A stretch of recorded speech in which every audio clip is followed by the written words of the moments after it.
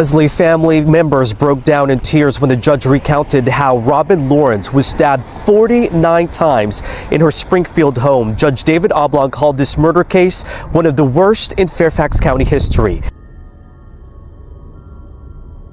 Robin Lawrence wasn't supposed to die that night. She deserved better.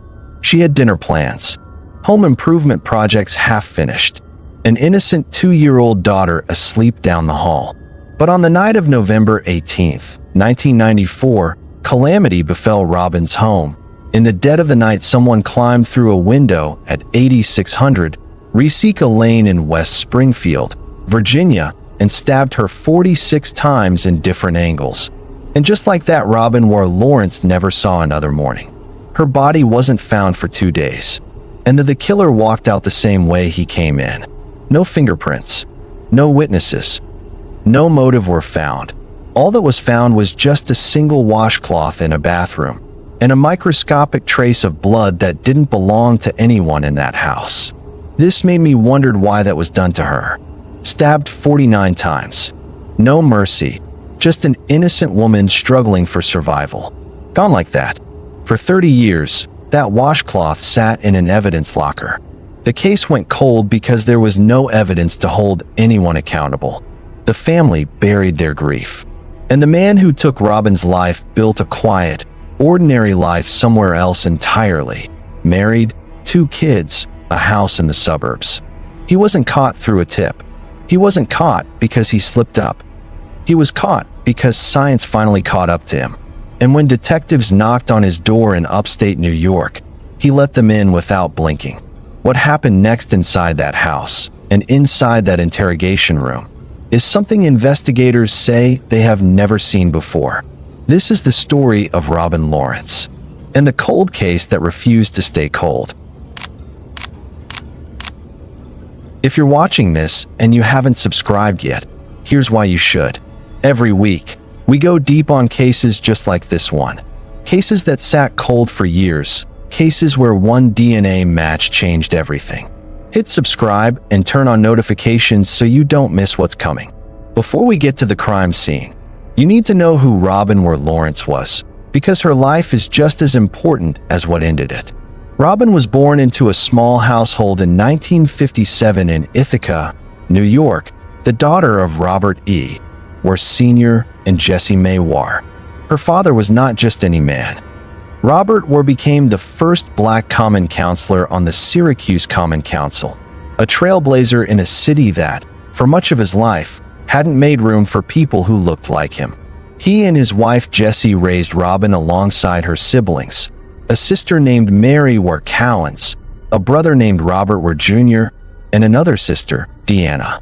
Growing up in Syracuse, people often describe Robin as a calm, easygoing person. She smiles to everyone, helps anyone when needed, and has never had any record of violence since she was little. Even her father stated how among his children, she was the calmest. Robin showed an artistic talent early. She won a drawing competition at the Everson Museum and earned several prizes in the following years. By the time she was done with Nottingham High School in 1974, her direction was clear.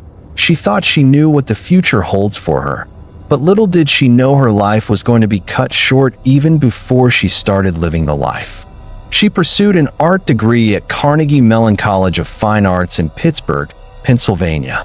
After graduating, Robin's career took a turn that put her in rare company. She was selected to mold the first medal for the Martin Luther King Jr. Nonviolent Peace Prize, a medal that was awarded to Rosa Parks. For a young black woman whose parents had grown up during Jim Crow in Memphis, Tennessee, who unable to sit at the front of a bus due to discrimination and stigmatization placed on the black, unable to enter a zoo except on designated days. This was more than a professional achievement for her. It was a dream come true. Her father would later say, simply, she was a powerful lady in this world. Robin eventually relocated to Washington, D.C., where she met Ollie Lawrence, an airline executive who was described by those who knew him as calm, confident, easy to be around. He is a kind of man who made a room feel settled. They married on New Year's Eve 1989. And 3 years later, their first daughter Nicole was born. Nicole came into the world with complications. As an infant, she underwent a liver transplant and required daily immunosuppressive medication to stay healthy. Robin managed this without complaint, balancing a full-time role as director of advertising at Merchants Tire and Auto Center in Manassas, while Ollie's airline career kept him traveling. By November 1994, the Lawrences were living on Reseca Lane in West Springfield, working on the yard, fixing up the house, planning a future. And just 8 days before Thanksgiving, that future ended. On the evening of Friday, November 18th, 1994, Ollie Lawrence boarded a flight to Nassau in the Bahamas for a business trip. Robin was home with Nicole, their 2-year-old daughter. It was stated that on the day of Ollie's departure, Robin was reluctant to let him go, just as if she knew her life was going to be cut short by a psychopath who deserved to be stoned to death. Stick around, because what happens in the next 30 minutes will make you question everything about humanity. Soon enough, Robin's husband tried calling her at noon to inform her he had arrived at his destination, but all to no avail. She wasn't picking up, and soon enough her phone went dead. Worry grew in him. When Ollie Lawrence couldn't reach his wife, he asked a family friend to check on her. As mentioned, it was Lori Lindbergh who saw the crime scene first and rescued baby Nicole, calling 911 immediately. Lori Lindbergh recalled entering the house and seeing the pool of blood in the bedroom, with her daughter roaming around. Confused, innocent child was trying to help her lifeless mother, bringing her water and stocking up wool to her wounded areas, not knowing her mother had been brutally killed. At the hospital, the police told me that Robin was dead, which was something so horrible that you can't believe it's actually happening. It's so surreal. I think I was in shock. The police asked me to call Robin's parents to tell them. That was the worst part of the whole day, was telling Robin's parents that their daughter was dead. The investigation spread out, probing through Robin's social media and connected relatives. The detectives collected some unknown DNA samples from the crime scene, but they didn't match anyone in their database. This is when it seemed like the case was unsolvable, and after decades, it almost got cold. But soon, via a DNA technology called genetic genealogy, they found out the culprit. The investigators who then arrived at the crime scene, discovering Lawrence to be stabbed dozens of times. The last confirmed contact anyone had with Robin was around 6 p.m. that Friday. By 9:30 p.m., investigators believe she was already dead. According to prosecutors, Stephan Smerk left his barracks that night with the intent to kill someone, though he had no specific victim in mind. He was 22 years old, an active duty soldier stationed at Fort Myer in Arlington, Virginia, what is now known as Joint Base Myer-Henderson Hall, just miles from Arlington National Cemetery. He had been drinking beer and had taken ephedrine, a stimulant that at the time was legal and widely used, often in diet supplements and workout products. That night, he drove toward a friend's house in West Springfield. At approximately 9:30 p.m., while Ollie was in the Bahamas, an intruder wearing a ski mask and leather gloves entered through a back deck window. He cut through the screen to get inside. Robin was in her bedroom. This was not a robbery gone wrong. This was something else, something personal or deeply disturbed. The phone cord in the bedroom had been cut, and the phone itself was on the floor. Whether Robin reached for it or it was knocked during the struggle, investigators could not say with certainty. What they could say was that Robin fought for her life. The number of defensive wounds on her hands and arms told that story without any words. She did not go quietly. At some point, she scratched his face. He didn't know it yet, but that scratch, that last act of resistance, would cost him everything 30 years later. He left through the same window. He left behind no fingerprints, no weapon, no clear motive. The only trace of himself he left in that house was a small amount of blood on a washcloth in the bathroom. placed there when he checked his face in the mirror after what Robin had done to him. Lori had been Robin's friend since they were in ballet class together. She described her friend as a beautiful, fun-loving, effortlessly warm woman. She had no reason to be afraid walking up to that front door. But she explained when she got there, there was no answer. And she went around to the back deck. That's when she saw it. The window screen. Cut clean, she knew instantly something was wrong. She climbed through the window and found 2 years old in the hallway. 2 years old, innocent child. She had been alone in that house for 2 days. No food, no supervision. As a post-liver transplant patient, she depended on daily medication. No one had given it to her. Lori looked down the hall toward the master bedroom, and when she saw the walls, she called 911. Lead crime scene detective Mark Garman was among the first officers on site. He would later say that nothing in his training fully prepared him for what he saw when he turned the corner into that master bedroom.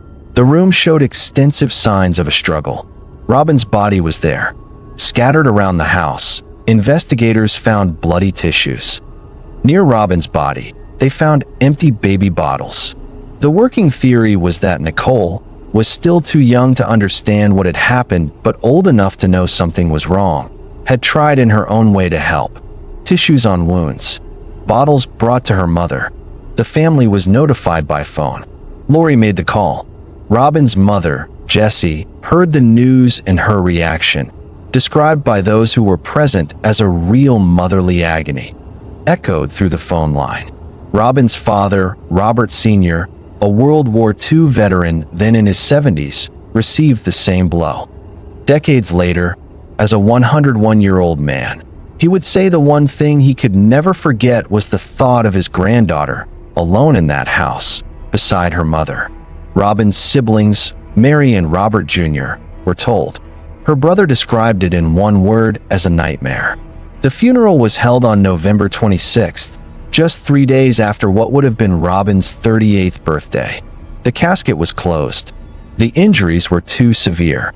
Mary Cowens would later say at sentencing, "I never got a chance to see her one last time. I always wanted to be able to say goodbye." Fairfax County investigators moved quickly in the days after the discovery.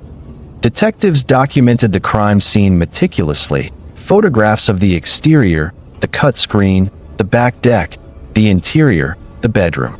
Every bloody tissue, every overturned object.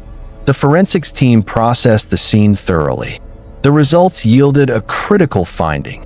A DNA profile extracted from the blood on the bathroom washcloth. Strong, clean, clearly belonging to someone other than Robin Lawrence. It was uploaded to CODIS, the FBI's national DNA database. But no match was found. The investigation turned to the people in Robin's life. There were no signs of robbery. Cash and jewelry were still in the bedroom, untouched. No forced entry from the front of the house.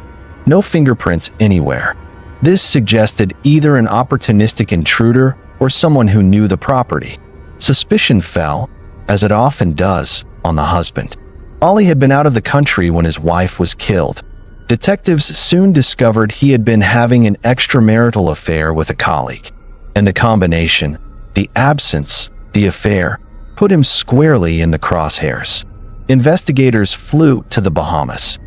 They verified his flight records, his hotel check-in, his presence at every point of his itinerary. His alibi was airtight.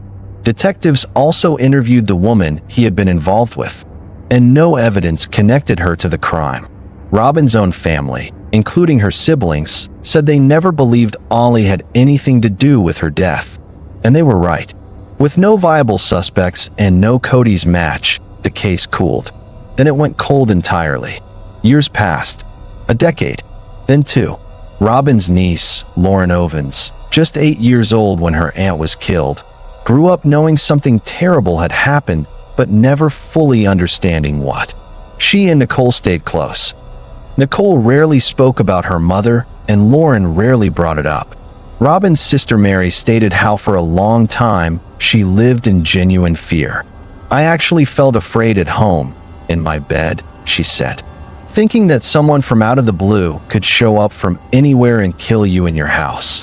When Robin's mother Jessie passed away years later, Mary made peace with the idea that the case might never be solved. Her mother had gone to her grave not knowing who killed her daughter. That, Mary said, was the hardest part of all. If you're watching this and you haven't subscribed yet, here's why you should. Every week, we go deep on cases just like this one. Cases that took decades to crack. Cases with forensic twists that most true crime channels don't cover in this level of detail. Hit subscribe and turn on notifications so you don't miss what's coming. In April 2021, nearly 27 years after Robin's murder, Fairfax County Police cold case, detectives Melissa Wallace and John Long were assigned to re-examine the case. Both detectives reviewed the original crime scene photographs, the contact sheets moving from the exterior of the house inward, the bedroom, the bathroom, the washcloth. Detective Wallace later described looking at those photos as seeing a worst-case scenario made real. Detective Long said the violence of the attack was immediately striking, not the kind of scene you walk away from unmoved. But what they had to work with was what the original investigators had left them, a clean, strong DNA profile with no name attached to it. In 2019, before Wallace and Long were formally assigned, cold case detectives had already resubmitted the DNA to Parabon Nanolabs, a company in Northern Virginia that specializes in DNA phenotyping and genetic genealogy analysis. The technology had evolved dramatically since 1994. What wasn't possible in the 90s was now not just possible, it was producing results in cold cases across the country. Parabon Nanolabs began by uploading the suspect's DNA profile to two databases, GEDmatch and Family Tree DNA. The goal was to find people who shared DNA with the unknown suspect. Not exact matches, but partial matches from distant relatives who had submitted their own DNA for ancestry testing. Ellen Gradick, director of bioinformatics at Parabon, described the challenge plainly. The matches they got back were distant. Fourth cousins, fifth cousins, sixth cousins. That meant the shared ancestor between these people and the unknown suspect was potentially generations back, and that ancestor could have had hundreds or thousands of living descendants. Parabon assessed the case and delivered a sobering verdict. The solvability rate, they said, was effectively zero. Too many branches, too many descendants, too much time needed to trace every line of the family tree. They weren't wrong to say it, but they also weren't the last word. Soon enough, a woman named Liz, an amateur genealogist who volunteered her time with the police department, asked to take the case. She didn't want payment. She asked only for the data Parabon had gathered and the time to work through it on her own.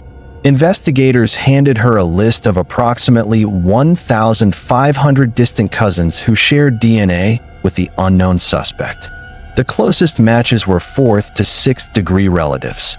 She was starting with a haystack the size of a country. Liz knew it was a long shot.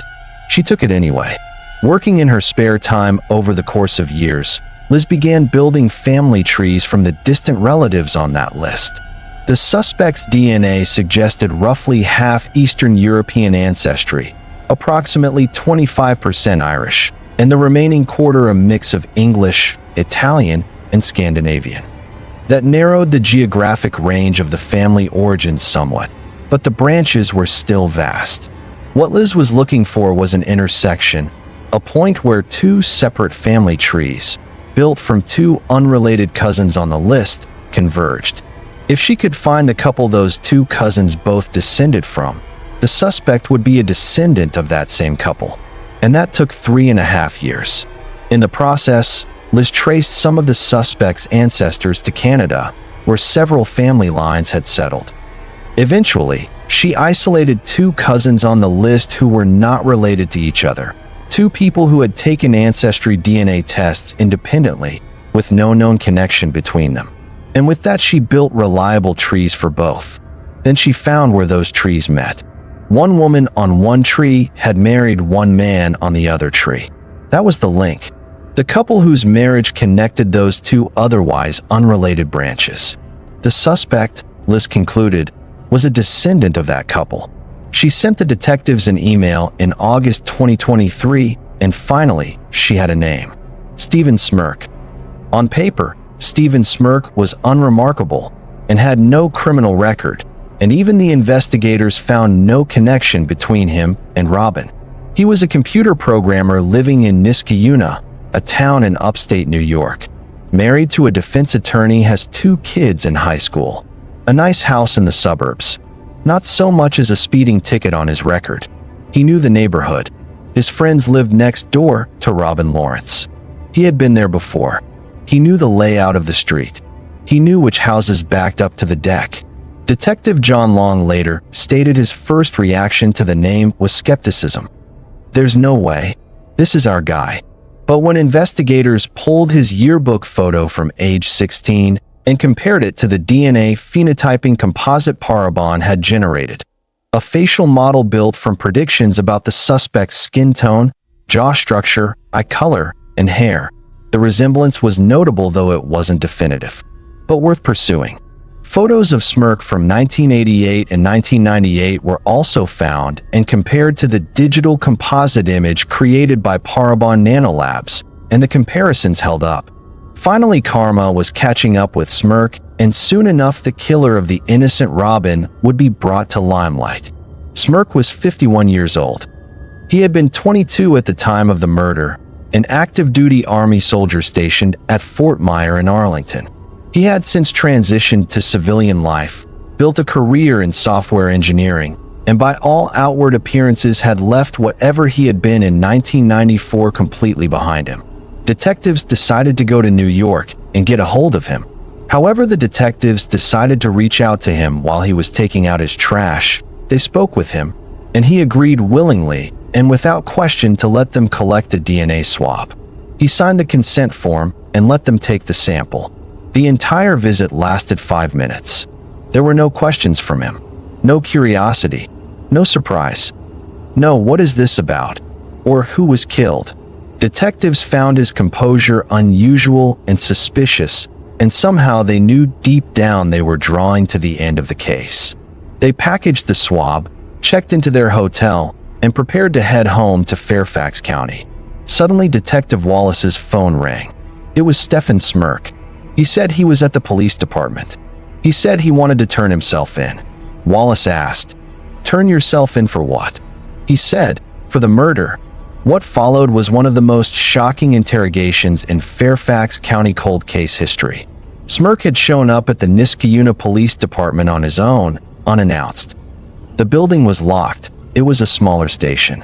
Wallace talked him through calling 911 from outside, and soon local officers took him into custody, giving Wallace and Long time to drive straight to the station. When they sat down with him, detectives say they had one primary concern: making sure this wasn't a false confession.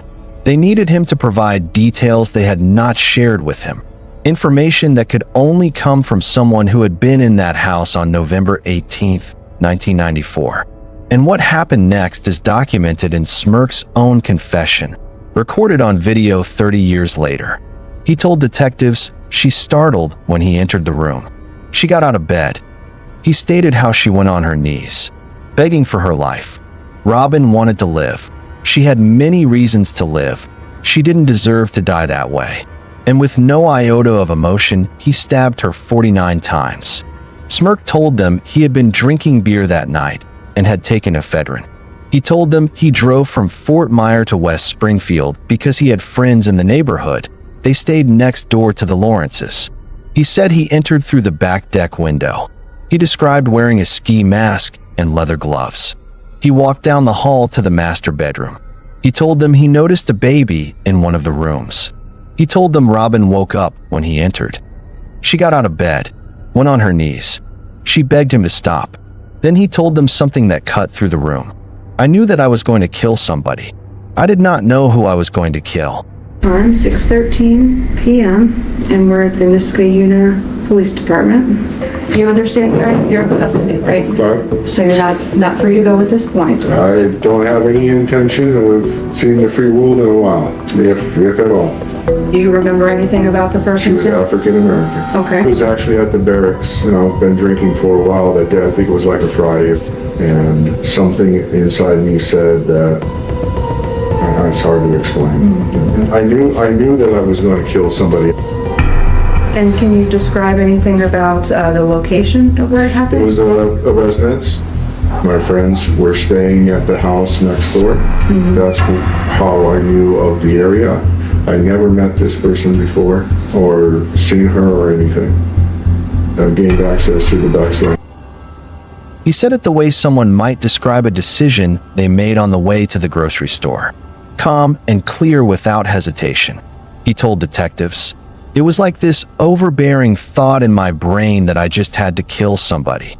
He said one of the reasons he enlisted in the army was because he wanted to kill. He wanted to learn how to do it. He told them, "I did everything they taught me in the military, hand-to-hand combat." Then Detective Wallace asked the question she had been building towards since she opened the case file. She asked Smerk whether he had been injured that night. He said Robin had scratched his face. He mentioned a small scar. He said if he went into the bathroom, it would have been to check what she had done to him. That was it. That was the confirmation. His DNA on the washcloth, explained in his own words, without detectives ever telling him the washcloth existed. As the interview wrapped up, Long asked Smerk if he wanted to express any remorse to Robin's family. Smerk's response was, how do I say this? I know you're recording. That was the extent of his remorse. He was evil, a narcissistic man who doesn't deserve to live. If you agree with me, drop your reasons in the comments section. He told detectives, I honestly believe that if it wasn't for my wife and my kids, I probably would be a serial killer. I am a serial killer who's only killed once. This revelation not only shocked the investigators, but also the whole community. Because how could someone be this evil? Detective Wallace said afterward that he didn't confess because he was sorry. He confessed because he wanted to control the moment. He wanted to walk in on his own terms. He wanted to be the one who decided how this ended. It was arrogance, dressed up as surrender. A week after the confession, forensic testing on the DNA sample Smerk had voluntarily provided returned a confirmed match to the blood on the bathroom washcloth. The statistical probability that the DNA did not belong to Smerk was 1 in over 7 million. For detectives Wallace and Long, it was the accomplishment of a case that had taken nearly 3 decades to assemble, and for some odd reason it came with a feeling of satisfaction. For volunteer genealogist Liz, who had spent 3.5 years building family trees in her spare time, it was the result she had believed was possible when nobody else thought it was worth trying. The crime had been committed 41 days before Virginia abolished parole in 1995, meaning Smerk would still be eligible for parole consideration, unlike defendants convicted of crimes committed after January 1st, 1995. That single calendar quirk would become one of the most painful details for Robin's family as the legal process unfolded. And finally, Smerk was extradited to Fairfax County and charged with murder. On April 4th, 2024, a preliminary hearing was held in Fairfax County Circuit Court. Robin's family was in attendance, and several of them was seeing Stephan Smerk in person for the first time. Lauren Ovens, Robin's niece, who had been 8 years old when her aunt was killed, described her reaction to seeing him as he was physically large. He required 2 bailiffs. Her first thought was that her aunt, at 37, had never stood a chance. Prosecutors played video of Smerk's full confession at the hearing. The family sat and listened as the man who had destroyed their lives and cut short the life of an innocent woman described what he had done in Robin's bedroom, flatly, without remorse, occasionally pausing to note that he knew he was being recorded. The case was referred to a grand jury. On April 15, 2024, Stephan Smerk was indicted. On October 4, 2024, Smerk pleaded guilty to first-degree murder. Robin's family had wanted a trial. They wanted the details exposed in open court, on the public record, in front of a jury. Fairfax County Commonwealth's attorney Steve Descano acknowledged the weight of that desire, but explained the decision to accept a plea. Witnesses had passed away. Others' memories had faded over 30 years. A guaranteed conviction with a guaranteed maximum sentence was the more reliable path to accountability. Smerk was finally sentenced to 70 years in imprisonment, with a floor of 36. Do you think this judgment was suitable for him, or more should have been done? On March 7, 2025, Stephan Smerk appeared in Fairfax County Circuit Court for sentencing. His attorney, Dawn Butoric, presented a mitigation case. She told the court that in the early 1990s, Smerk was a troubled young man dealing with alcohol and substance abuse. She said he joined the military hoping it would stabilize him. She noted that Smerk had later been diagnosed with bipolar II disorder, a condition that had gone undiagnosed at the time of the murder. She argued that the combination of undiagnosed mental illness, alcohol, and ephedrine, a substance the FDA would eventually restrict in 2004 due to dangerous psychiatric side effects when abused, contributed to his mental state that night. She said that in the 30 years since the murder, Smerk had sought treatment, achieved sobriety, and built a family. She argued that his confession and guilty plea reflected genuine remorse. Prosecutors pushed back, stating how Smerk had planned this. He left the base that night dressed to conceal himself, ski mask, leather gloves. He drove to a neighborhood he knew. He targeted a home based on accessibility, not accident. Former FBI profiler Mary Ellen O'Toole, who reviewed the case, classified it as a mission-oriented homicide. She noted that the absence of a criminal record doesn't mean the absence of criminal behavior. It means the absence of an arrest. Robin's family addressed the court directly.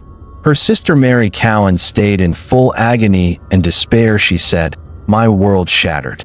I went through the motions of a normal life, but it was not normal any day after she died. We moved forward, but I was not okay. I don't think I've been okay any day after she died." Her brother Robert Warr Jr. described the impact on the family as devastating beyond measure. The judge stated, "This murder is one of the worst crimes in Fairfax County history.